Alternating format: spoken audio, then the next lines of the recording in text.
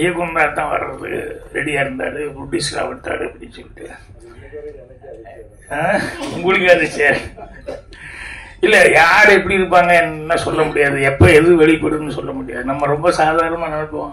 என்னுடைய தயாரிப்பாளர் ஒருத்தர் தூரம் நின்று வச்சு படத்தினுடைய தயாரிப்பாளர் நஞ்சப்பன் அப்படின்னு சொல்லி, அவர் ஊரில் அவங்க காய்கறி கடை வச்சுருந்தாரு, ஹோட்டல் வச்சுருந்தாங்க. அவங்க அம்மா தான் காய்கறி வியாபாரத்துலேருந்து தான் ஒவ்வொன்றா பண்ணி அவரை ஓரளவு கொண்டு வந்து கடைசியில் அந்த அம்மா கஷ்டப்பட்டு சம்பாதிச்ச காசை பூரா இங்கே எடுத்துட்டு வந்து படம் எடுக்கிறேன்னு சொல்லி விட்டாரு. அதுக்கப்புறமா வந்து மறுபடியும் ஊரில் போய் சுற்றிட்டு இருந்தார். அவன் அம்மா எப்போ பாரு ஒரு 75 வயசுல கூட அந்த அம்மா வந்து காய்கறி கூட தூக்கிட்டு அப்பவும் வியாபாரம் பண்ணி, அப்பவும் அந்த பையன் இப்படியெல்லாம் தப்பு பண்ணா கூட என்னை பார்க்கும்போது பாக்கியம், என் பிள்ளை எப்படியா கரையேற்றி விடு பாக்கியம் அப்படின்னு சொல்லி என்ன எப்போ கோயம்புத்தூர் போனாலும் கேட்கும். அவருக்கு படிப்பெல்லாம் கிடையாது. நாடகம் போடுற கலைதந்த நாளைக்கு காணிக்கை நாடகம் மன்றம்னு ஒரு நாடகம் மன்றம் வச்சுட்டு அதில் மறுபடியும் நாடகம் பண்ணால் ஊர் ஊராக போய் நாடகம் போட்டுக்கிட்டு அப்புறம் சினிமாலையும் காசு விட்டு, அப்புறம் அவ்வளவு படிப்பு இல்லை ஒன்றும் இல்லை. அந்த அம்மா வந்து அவ்வளவு கேட்குறாங்களேன்னு சொல்லிட்டு சரி கரையேற்றி விடணும்னு சொல்லி சரி வாங்க அப்படின்னு சொல்லி தான் அவருக்காக தூரம் நின்று போச்சு பூஜை போட்டேன். அவருக்கு படிப்பு இல்லை, எந்த நாலேஜும் இல்லை, ரொம்ப இதாக இருக்கும். நான் டிஸ்கஷன் உட்காந்துருப்பேன், பசங்களோட உட்காந்து டிஸ்கஷன் பேசிட்டு இருக்கும். எல்லா அசிஸ்டண்ட்டும் ஒரு 6-7 பேர் எதிர்த்தாப்புல வரிசையாக உட்காந்துருப்பாங்க.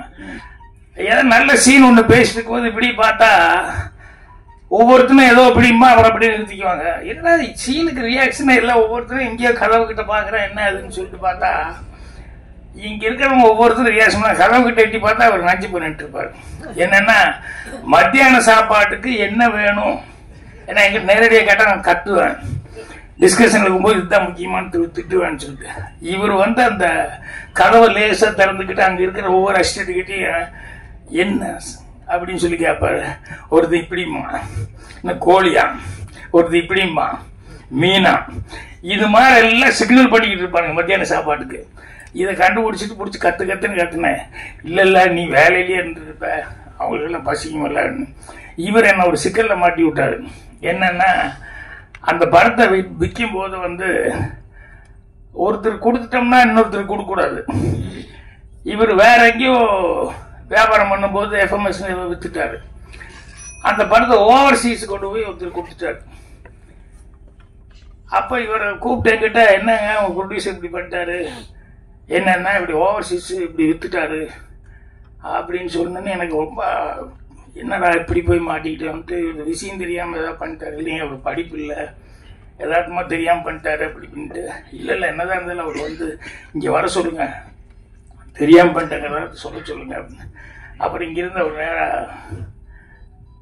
அவர் அனுப்பிச்சுட்ட போங்க சாரி சொல்லிட்டு வாங்கன்னு. இவர் போனோடனே அங்கே கேள்வி கேட்டிருக்காரு, என்னென்ன இதுக்கு என்ன கூப்பிட்டு விட்டீங்கன்னு.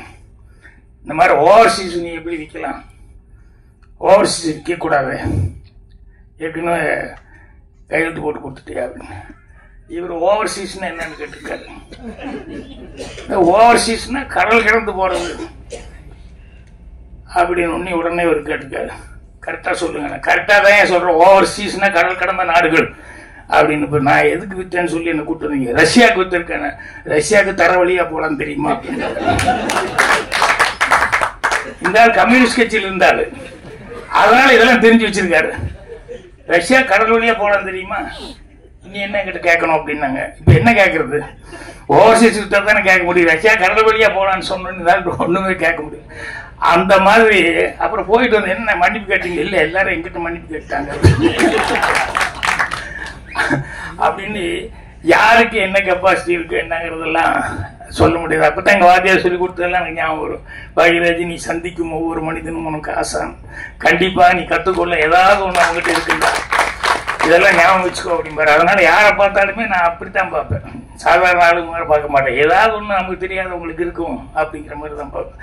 இன்னைக்கு பாருங்க, அவர் யாருன்னு எனக்கு தெரியல, சினிமா வந்து முதல்ல காமெடி. அது என்னன்னா அவருக்கு அந்த கிருஷ்ணவேல் அவர்கள் வந்து யார்கிட்டையும் வேலை பார்க்கல அப்படின்னாரு. சரி, சுயம்பு அப்படி நிறைய பேர் வர்றதுக்கான வாய்ப்புகளுக்கு சினிமாவில் நிறைய பேர் அப்படி இருந்திருக்காங்க அப்படின்னு. அதை விட அடுத்தது சொன்னது சினிமா இப்படி மாறி போச்சு அப்படின்னு எனக்கு ரொம்ப என்னன்னா, விவேகா பாடலாசிரியர் அவரு இவரை பத்தி டைரக்டரை பத்தி ஏதோ கேட்கிறேன் நான். அவர்கிட்ட நீ யாருக்கிட்ட வேலை பார்த்திக்கன்னு கேட்டு அப்புறம் நானே இப்போ தான் அவரை பார்க்குறேன் டைரக்டர் யார் விவேகா. ஏங்க நீங்கள் படத்தில் பாட்டு எழுதுனீங்கல்ல அப்படின்னா, ஏன்னா இப்போல்லாம் யார் யார் கூட பாடுறாங்கன்னு தெரியாது. அந்த மாதிரி மியூசிக் கூப்பிடுவார், பாட்டு பாட சொல்லுவார், எந்த படம்னு கூட தெரியாத அளவுக்கு பாடிட்டு போயிடுவாங்க. அப்படி இருக்கிறது ஓகே. பாடலாசிரியர் டைரக்டே மீட் பண்ணாம எப்படி இப்பதான் மீட் பண்ணேன்னு என்னென்ன இல்லை ஃபோன்லேயே பேசிக்கிட்டோம், ஃபோன்லேயே என்ன நான் ரொம்ப அட்வான்ஸாக போயிடுச்சுப்பா சினிமா அப்படிங்கிற அளவுக்கு. அப்போதான் இன்னொருத்தர் சொல்கிறாரு, படமெல்லாம் ஓடணும் அப்படின்னா இப்படியெல்லாம் இருந்தால் நல்ல கதை இப்படி கிடைக்கும். ஏன்னா எல்லாரும் கலந்து பேசி பண்ண வேண்டியது. அது சொன்னோன்னே ரொம்ப அட்வான்ஸாக இருக்குது அப்படின்னு நினச்சிட்டேன். உமாபதி அவர்கள் இந்த படம் வந்து அவர் கண்டிப்பாக, ஏன்னா அவருக்கு வந்து எனக்கு நான் சொன்ன மாதிரி நிறைய விஷயங்கள் அவர்கிட்ட ஏதாவது கேட்டாலும் ஃபிங்கர் டிப்ஸில் வச்சுட்டு சொல்லுவார். தெரியலன்னா கூட உடனே தெரிஞ்சுக்கிட்டு உடனே ஃபோன் பண்ணி பேசுவார். அவர் அந்த அளவுக்கு இதானவர். அவர் வந்து இப்போ சினிமா எடுத்திருக்காரு அப்படின்னு சொன்னோம்னா ரொம்ப யோசனை பண்ணி அடுத்த மைல்களை தொடரணும் அப்படிங்கிறது அவருடைய டார்கெட்டாக இருக்குது. அதை தொட்டுட்டாரு, அதுக்கு என்னுடைய வாழ்த்துக்கள். அதோட அந்த பழைய ஃப்ரெண்ட்ஷிப் கூட வேலை பார்த்த ஒரு விடக்கூடாது ஃபோட்டோகிராஃபர் அவரையும் கூப்பிட்டு ஒரு ப்ரொடியூசராக வந்து பண்ணியிருக்காரு. அதனால் அந்த நட்பு அப்படிங்கிறதும் விடக்கூடாது அப்படின்னு பண்ணிட்டுருக்காரு. அதனால் கூடிய சீக்கிரமே அவர் கனவு கண்டிருக்கிற அந்த இயக்குனர் அதுக்கும் வர்றதுக்கு அட்வான்ஸாக வாழ்த்துக்களை தெரிவிச்சுக்கிறேன். நிறைய உமாபதி பற்றி பேசுறதை கேதர் பண்ணணும்னு நினச்சிக்கிட்டு வந்தேன். அவர் எதுக்கு சொல்ல வந்தேன், அவர் இந்த யூடியூப் ப்ரொட்டஸ் அவருக்கு ஆரம்பலே என்ன கோபம் தெரியல. நல்லா நடிச்சா உடனே சினிமாவுக்கு வந்துடணுமா, ஆட்சிக்கு கொடுத்துடணுமா, நாட்டை கொடுத்துடணுமான்னு அந்த கோபத்தை கூட என்னையும் வேற ஜாயின் பண்ணிட்டாரு. பாக்யராஜ் நடிக்கிறாரு அப்படின்லாம் சொல்லி நான் ஏற்கனவே ஒரு தடவை கூப்பிட்டது என்னவோ பர்த்டேக்கு வந்து ஒரு வார்த்தை சொல்லுங்க அப்படின்னு சொல்லி கூப்பிட்டாங்க. அங்கே போய் நான் பேச ஆரம்பிச்சோன்னே உடனே வந்து அடுத்த நாள் பத்திரிக்கை எனக்கு தெரியும் எப்படி தலைமை செய்து நம்மளை தான் கொண்டு விடுவாங்க. பாக்யராஜ் தாக்கு விஜய்க்கு குடும்ப அரசியலை பற்றி எப்படி நீ பேசலான்னு சொல்லி பாக்யராஜ் தாக்குன்னு ஏன்னா டாபிக் அப்படி தானே போடுவாங்க. அந்த மாதிரி இப்போ இவர் வந்து யூடியூப் அவர் வந்து அவருடைய அரசியலில் வந்து என்னையும் சேர்த்து ஜாயின் பண்ணிக்கிட்டாரு. பரவாயில்ல, இது பத்திரிகையாளர்களும் நிறைய பேர் இருக்காங்க. உமாபதி தயாரிப்பாளரே ஒரு பத்திரிகையாளர்னால இதெல்லாம் வரும், அது வரணும். அப்புறம் அந்த ஜீவா அவரு கூட நல்ல விஷயங்கள் பேசினார்.